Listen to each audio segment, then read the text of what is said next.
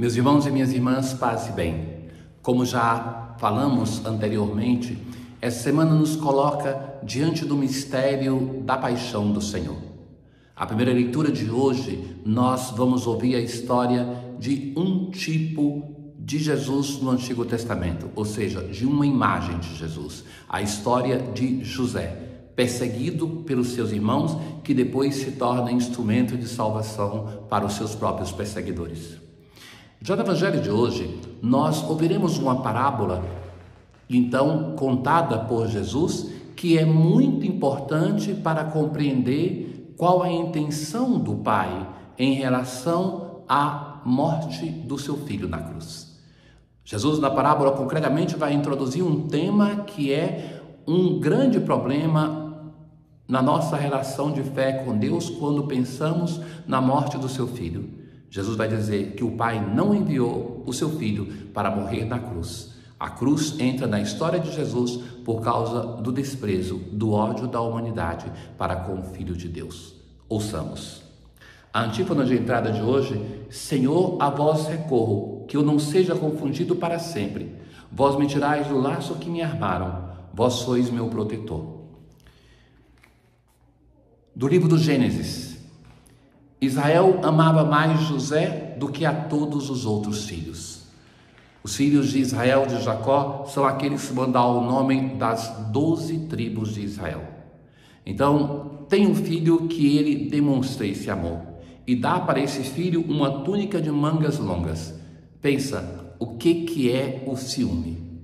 Por esta túnica, e naturalmente essa túnica era o símbolo deste afeto, mas para quem tinha pouco, então, que basta esse gesto de reconhecimento, de manifestação de afeto para que ele se tornasse odiado.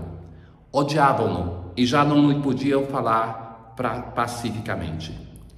E então os filhos estão apacentando o rebanho em Siquém. E Israel vai dizer a José para ir ao encontro.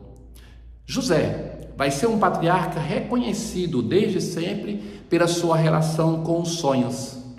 Quando os irmãos veem que ele está se aproximando, vão dizer: aí vem o sonhador, vamos matá-lo e lançá-lo numa cisterna. Assim veremos de que lhe servem os sonhos. Na verdade, serão esses próprios sonhos que depois serão para José instrumento de salvar o povo de Israel. Dentre esses que serão salvos, os seus próprios irmãos que o perseguiram. E Rúben, então, aquele que vai mediar e vai dizer: não lhe tiremos a vida, não derrameis sangue, mas lançai-o naquela cisterna do deserto, e não o toqueis com as vossas mãos. Dizia isto porque queria livrá-lo das mãos deles e devolvê-lo ao pai. Então Rúben tem esta boa intenção no meio dos irmãos, que a maioria queriam se livrar deste. Despojaram-no da túnica, aquela túnica que é simbólica do afeto paternal, e jogam-no na cisterna. Aí então um outro dos irmãos, aquele que é Judá, o personagem principal, que vai ser da onde vai sair a linhagem dos reis de Israel. Então, quando eles veem que está vindo uma caravana de ismaelitas, Judá vai dizer aos irmãos: que proveito teríamos em matar nosso irmão e ocultar o seu sangue? É melhor vendê-lo e não manchar nossas mãos, pois ele é nosso irmão e nossa carne.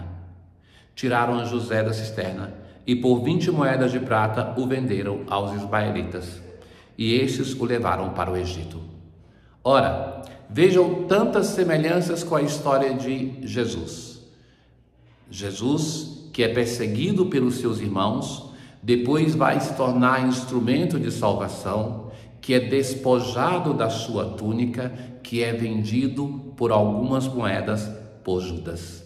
Assim, nós temos aqui um tipo, uma imagem, que depois o Novo Testamento vai aplicar em Jesus. É uma profecia daquilo que vai acontecer com Jesus. E que Jesus vai, assim como José, vai se empenhar para salvar os seus irmãos no Egito, Jesus nos salva do pecado e da morte, através da sua vida e, sobretudo, através do mistério pascal. O Salmo 104, ele reflete sobre a história de José e vai dizer: mandou vir então a fome sobre a terra e os privou de todo o pão que os sustentava. José, que foi vendido como escravo, foi o homem que Deus enviara à frente dos seus irmãos, até que se cumprisse o que previra, e a palavra do Senhor lhe deu razão. O soberano das nações mandou soltá-los, o faraó mandou libertar. Fez dele o senhor de sua casa. Assim, José foi constituído como dispenseiro do Egito e vai salvar o povo de Israel. Deus vai escrevendo nas nossas linhas tortas uma história de salvação. Na aclamação ao Evangelho, Deus o mundo tanto amou que lhe deu o seu próprio Filho, para que todo o que nele crê encontre a vida eterna. Jesus está com os sacerdotes e anciãos e vai dizer: escutai esta parábola.